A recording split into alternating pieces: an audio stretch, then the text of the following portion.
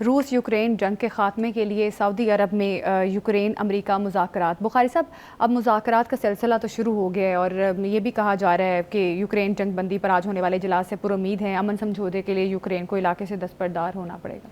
देखिए, ट्रंप जो है ना वो बहुत शातिर किस्म का यानी अमेरिकी सदर है, इसमें कोई दो राय नहीं है। पहली बात तो ये कि हमें थोड़ा रिकॉल करना चाहिए कि जो पिछला इलेक्शन था उसमें उनके ऊपर ये चार्ज था कि रूस ने उनकी मदद की है।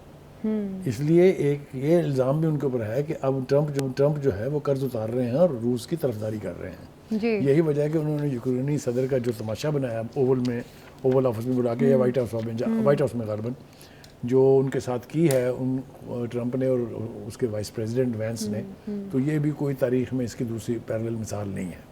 बिल्कुल, काफ़ी उसको बेइज्जत किया उन्होंने और इवन अब तो यूक्रेनी सदर ने माफ़ी भी मांग ली है।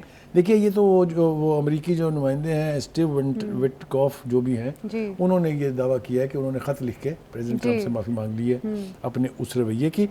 बुखारी साहब, एक छोटा सा पॉइंट, सॉरी मैं आपको इंटरप्ट भी कर रही हूँ, क्या जिस तरह से अभी विटकॉफ साहब ने कहा है कि उन्होंने खत लिख के माफ़ी मांगी है, ये दावा किया गया है, क्या आपको लगता है कि बाकी ऐसा हुआ कि जिस तरह से यूके में बड़ा कंडेम किया गया था जो रवैया डोनाल्ड ट्रंप ने यूक्रेनी सदर के साथ किया? देखिए, अगर ये माफ़ी वाली बात दुरुस्त होती तो फिर यहाँ आने से पहले, सऊदी अरब आने से पहले हेलसिंकी जो है अपने यूक्रेनी सदर जो है उनको व्हाइट हाउस जाना चाहिए था ना, ताकि मोहब्बत प्यार की एक जप्फी पड़ जाती। तो वो लेकिन बुखारी साहब, ज़ेलेंस्की पहले आमादा नहीं थे जंग बंदी पर, अब जिस तरह से मुज़ाकरात हो रहे हैं तो ये उसकी वजह पे जाते हैं ना, हम जल्दी वक्त बहुत कम है, उसकी वजह बयान कर देते हैं। देखिए, अमेरिका ने एक झटका दिया यूक्रेन को कि ओके जनाब, thank you very much, good knowing you, हमसे तो ये पैसे नहीं दिए जाते, हम ऑलरेडी आपको $354 बिलियन दे चुके हैं, जिसके बदले में वो उनसे मादनियात का मुआहदा करके रकम वापस लेना चाहते हैं, आपको तो पता ही है ना।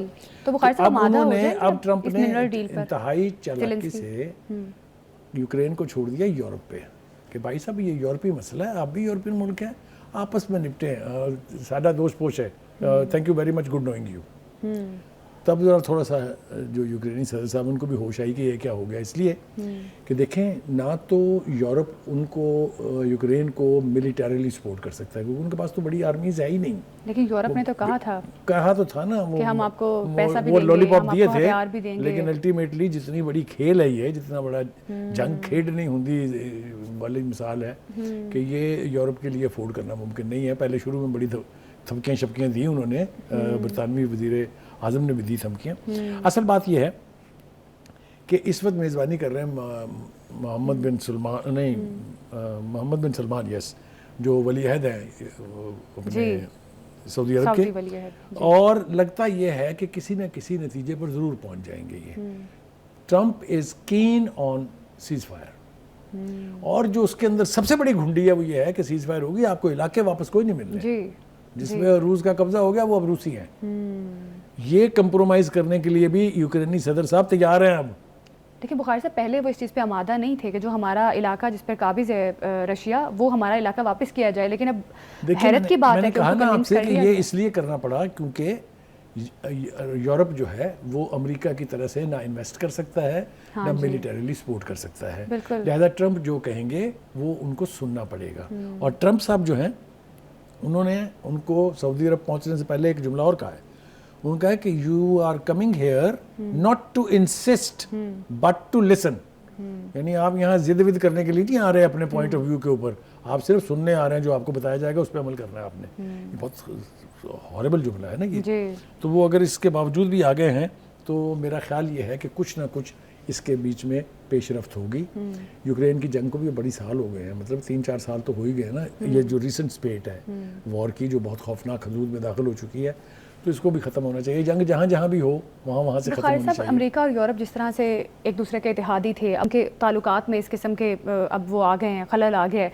अब जिस तरह से अमेरिका रूस को सपोर्ट कर रहा है, तो बुखारी साहब ये तो बहुत बड़ी तब्दीली है। ट्रंप जो है ना, he is a strange person. आप देखिए उसने एक साथ कितने महाज खोले हैं।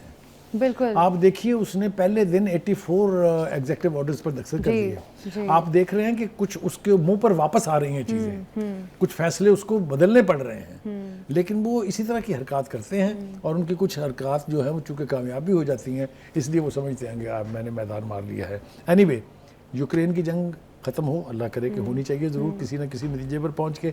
इसी तरह हम साथ साथ दुआ करते हैं कि जो कोशिशें हो रही है गजा की जंग बंद कराने, बिल्कुल जंग बंदी पे जो कोशिशें की जा रही हैं, यकीनी तौर पर वो मुकम्मल होनी